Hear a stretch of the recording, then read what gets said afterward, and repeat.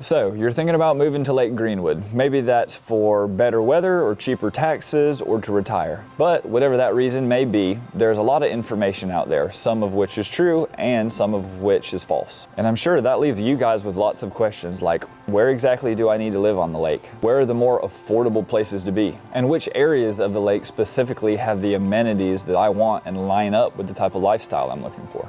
So today, what I've done is put together a list of just some of the top questions that I've been asked by people who are relocating here to the area so that you guys will have the ultimate guide to all things Lake Greenwood. As always, my name is Wyctimmons, your local real estate expert and guide to all things Greenwood, South Carolina and the Piedmont region. Servicing all of Greenwood County, Lake Greenwood, and the smaller surrounding areas. If you guys are looking to relocate to the area, I would love to be your real estate resource of choice. Just feel free to reach out or give me a call, email, text, any of the above at the information below. And if you found our channel and maybe you don't know much or anything at all about Greenwood, I'm glad that you're here because our goal with this channel is to be the #1 resource for all things Greenwood, South Carolina and the Piedmont region. So probably the #1 question that I always get asked is, Wick, where exactly on the lake do I need to be? And the true answer to that is it's so subjective and it's based on many things. Things that truly surround what type of lifestyle that you're looking for. Maybe you still have kids and you're looking for something that's a little bit closer to town, making it for easy access to taking them to school in the morning or picking them up and dropping them off from baseball or karate. Okay, great. If that's the case, do you want to be in a gated community with lots of amenities, or are you looking for a place that's possibly a little bit more lax with middle-aged families that you and your kids can spend time with in the neighborhood and they can go play with? Or maybe you're retired or getting ready for retirement and you're looking for a Grand Harbor community that is gated, but there's lots of things to do and there's pickleball and golf every single day. There are a lot of things to think through there, but first, let me just talk about affordability. So I've collected some data, and as of today, the median home price for a home on Lake Greenwood that's interior is going to be about $415,000, while the median home price for a lakefront property is a little bit more than that, roughly about $100,000, and you're looking at $514,000. Data was derived of all 3 counties that make up what we would call Lake Greenwood. That's going to be Greenwood County, Lawrence County, and the small sliver at the south end, which is going to be Newberry County. So now what I've done is I've went and I've pulled the data from the individual county itself, and I'll go over exactly where these places are. So looking at this map, everything below the lake on this side of the bridge that connects Greenwood and Lawrence is going to be Greenwood County. Over the last 12 months, the median home price for an interior home in Greenwood County was $412,000, while the median home price for a lakefront property in Greenwood County was $617,000. Your lowest data point for Greenwood County was $225,000, while your highest data point was $1.7 million. Now, for Lawrence County, this is going to be across the bridge on the opposite side of the lake. For Lawrence, the median home price for an interior home was $213,000, while the median home price for a waterfront in Lawrence County was nearly half that of Greenwood and came in at $370,000. Your lowest data point for Lawrence County was $110,000, while your highest was $1.1 million. And lastly, we have Newberry County. As I mentioned, this makes up a very small portion of the lake on the very south end. Over the last 12 months, they've had just one sale that was $290,000 for interior home. And of the waterfront, there was 10 total, and your median was $475,000. Now, when people around here talk about Lake Greenwood, it's typically referred to as the southern part of the lake and the northern part of the lake. Now, again, looking at this map, in the middle portion of the lake and more trending south, this is where a majority of your neighborhoods are going to be located. Currently, at the time that we're making this video, there are 31 lakefront properties for sale in Greenwood County, and only 3 of them are what we have established as below our median sales price for Greenwood County of $515,000. Now, in Lawrence County, currently there are 13 waterfront homes available, and 9 of those 13 are actually under what the Greenwood County average is of $515,000. As I mentioned earlier, a lot of your neighborhoods are going to be found here in Greenwood County, and that's going to be a large driving factor, again, when we're looking at the price differences between Lawrence County and Greenwood County.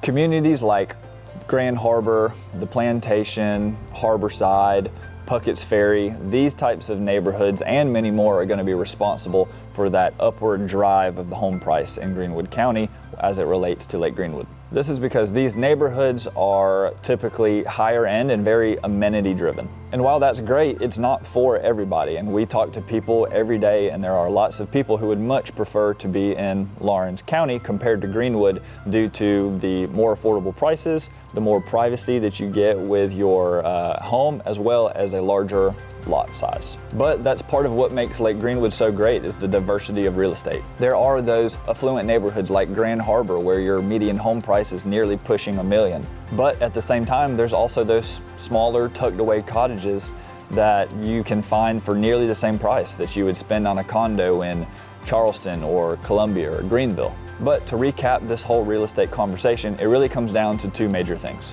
Number one is lifestyle and what fits you and your family the best. Do you work from home, or what is your travel time back into town? Do you commute every day? And number two is, what do you like to do outside of work? Are you going to spend a lot of time in town, or realistically, are you going to spend a majority of your time outside enjoying an outdoor lifestyle? And if you reach out, I would love to kind of help you guys dial that in, but definitely something to think about before making your move here to Lake Greenwood.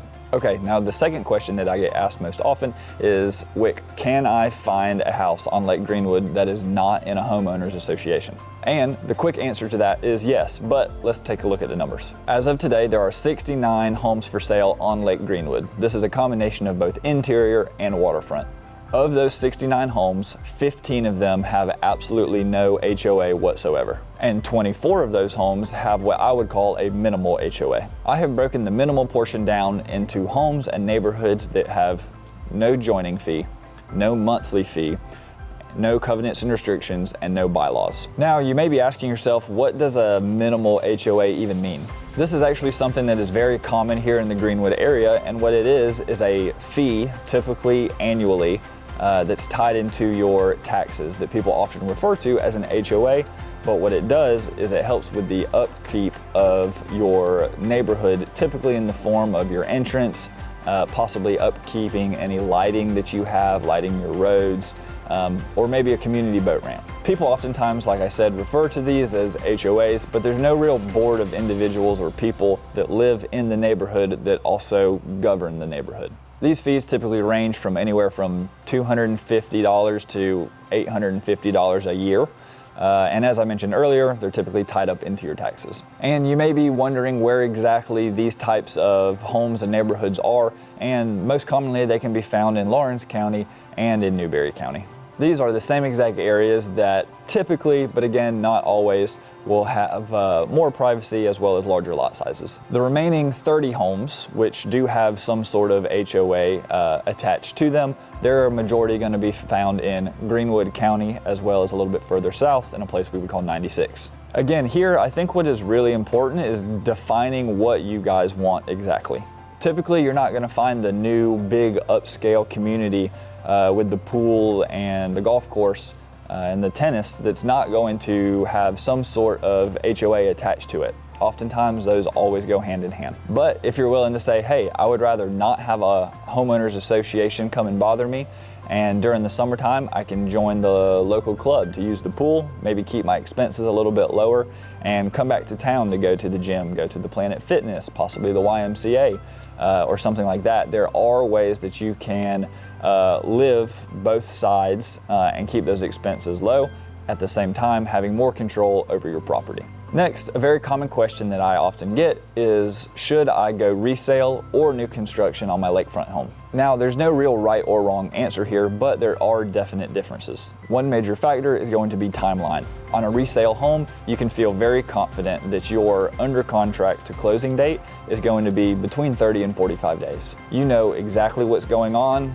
what's happening, and when it's happening. But with new construction, there's many more variables. What's going to be the weather today? Did the contractor that's doing my roof call in sick today? Or did all of the supplies that I ordered 2 or 3 weeks ago, is it still on back order? These are just some of the things that you have to think about when you're talking about building from scratch. Also, depending on the type of home that you're building, that is going to be a factor. Now, there are two types of homes that are typically being built. The first one is fully custom. This is going to involve designers, it's going to involve architects, and everything from where you want certain walls in your house to what color grout do you want in your shower.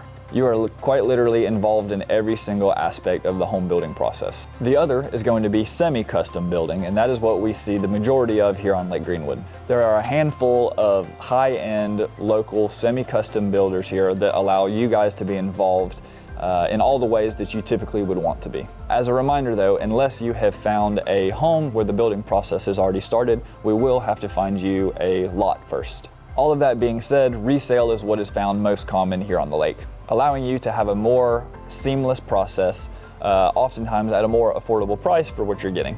But if you do plan on going new construction, things can start to add up rather quickly. When you take things into account like the price per square foot for new construction, building your dock, building your seawall, and any upgrades or extra amenities that you would want to put into your home. But to kind of bring this full thought to a close, if you're spending a little bit more money and maybe you have a little bit more time, roughly 4 to 6 months on the semi-custom and 8 to 12 on your fully custom, new construction might be a great fit for you. But if you're looking for something a little bit more affordable in that 30 to 45 day window where you can get the keys and walk in and put your luggage down, resale I think is going to be the best route for you. Okay, now let's talk about some of the most walkable and activity-friendly neighborhoods here on Lake Greenwood. If you're looking at this and saying, hey, where can I go where I can get out and do things, but I don't necessarily have to hop in the car every single time to go somewhere, well, this part of the video is for you. Lake life is amazing, but not every neighborhood offers the same type of lifestyle. Some areas and neighborhoods are about peace and privacy, while others are more about the activity, the walkability, and having things to do. Here are a couple of my favorites for active and for more peace and quiet. First up is going to be Grand Harbor, and this is usually the first neighborhood that comes to mind when you think of walkability and having things to do. Grand Harbor is a gated community, but once you're inside, there are tons of things to do. You've got plenty of walkable area throughout the entire neighborhood. You have a full marina. You have walking trails, a clubhouse, fitness center, pickleball courts, tennis courts, and an 18-hole golf course that was designed by PGA Hall of Famer Davis Love III. And if you're into social events, well, this is a great neighborhood for that. They host clubs and community activities very frequently here. This is a great option if you are looking for lake life plus social activity. Another neighborhood worth talking about is going to be Old 8. Old 8 is going to have a very different vibe, possibly a little bit more classic Lake Greenwood, but it's still one of the best areas you can be if you're looking to get out and do things. It's close to the lake's main activity hub, and you're a little bit quieter than you are in Grand Harbor, but this is still a very community-driven neighborhood. You'll see people doing plenty of walking, biking, golfing, and spending time outdoors. This is a great neighborhood ideal for balance.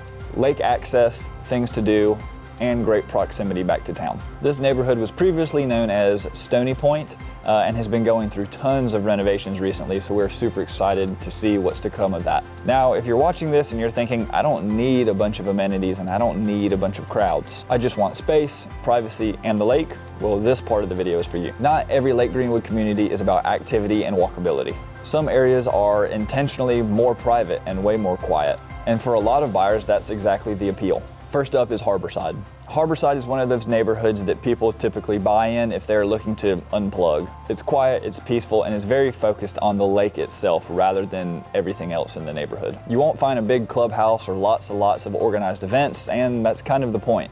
Most days are spent boating, fishing, or just enjoying the view. This is a great spot if you're looking for retirement or maybe just a place to slow down. If you guys really get the bug and you want to get out and do something, it's one of the only neighborhoods that is about as close back to town as you can get. So you're looking at only 10 to 15 minutes to get back to Greenwood. And one last question that I always get all the time from buyers, especially those of you guys who are moving in from out of state, is what is the weather truly like here on Lake Greenwood? And honestly, the weather is a big reason why some people fall in love with the lake here in the area. So let's break down what you can expect to see throughout the year if you live here or spend time on Lake Greenwood. And let's start with the spring and summer. Springtime is really hard to beat. Temperatures really start warming up, the trees and the water both start coming back to life. By this time, the lake is definitely back at full pool, and everybody is out either fishing or boating, spending time on their dock, walking in their neighborhood, and by this time, everybody's docks and seawalls are fully ready for summer. It's comfortable, it's not too hot yet, and it is the perfect temperature if you like spending time outside without having to endure the heavy heat quite yet.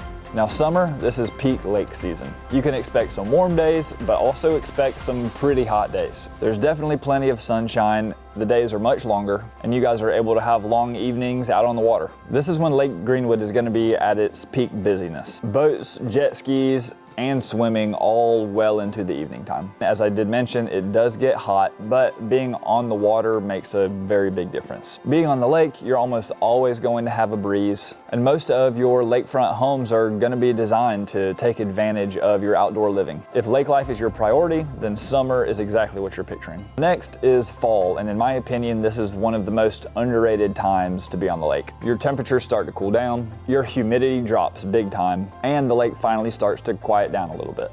This is when a lot of full-time residents who live on the lake say is their favorite time of year also. Less traffic, quiet water, beautiful scenery, and it is the perfect weather for boating and fishing. Oftentimes here in this part of South Carolina, it's not completely out of bounds for us to have a day or sometimes a week stretch during our fall that's 60, 65 degrees. So depending on where you guys are coming from in the country, maybe you're used to those fall days that are more in your 40 to 50 degree range. The days here on Lake Greenwood stay warmer for longer during this period of time of the year. So if you're looking for the lake life without the crowds, fall is definitely hard to beat. And lastly is the wintertime. Winter here on Lake Greenwood is definitely much milder than other parts of the country. And while it definitely does get cold here, snow is very rare and it typically doesn't stick around for very long. The winters here typically are somewhere between the 30 degree to 50 degree range, and in the evening times can dip into the 20s. Lake management also drops the lake about 4 feet to 4.5 feet during this time to give homeowners the ability to work on their seawall as well as do any repairs that they might need to do to their dock. So this time of year, the lake is typically at its very lowest point. So depending on where you're going to be located on the lake will obviously depend on how much water you have. It really just depends on which area you are because it will differ. So what does all of this mean if you guys are thinking about living here on Lake Greenwood? You get a climate that's going to allow you to enjoy the lake for most of the year. Whether it's boating in the summertime or restful afternoons in the fall, or generally mild winters, the weather plays a big role in why people choose to live here. So that's been our guide to living here on Lake Greenwood. I hope you found all of this helpful, or maybe at least learned a little something that you didn't already know. If so, I'd love to hear about it in the comments. And as always, if you're thinking about relocating here to Lake Greenwood or the greater Greenwood area, I would love to be your real estate resource of choice. Just feel free to shoot me a text or give me a call or even send me an email, and I would love to help answer any of the questions that you guys might have that would help you plan your move here to Greenwood, South Carolina. And with that, I'll catch you guys in the next video.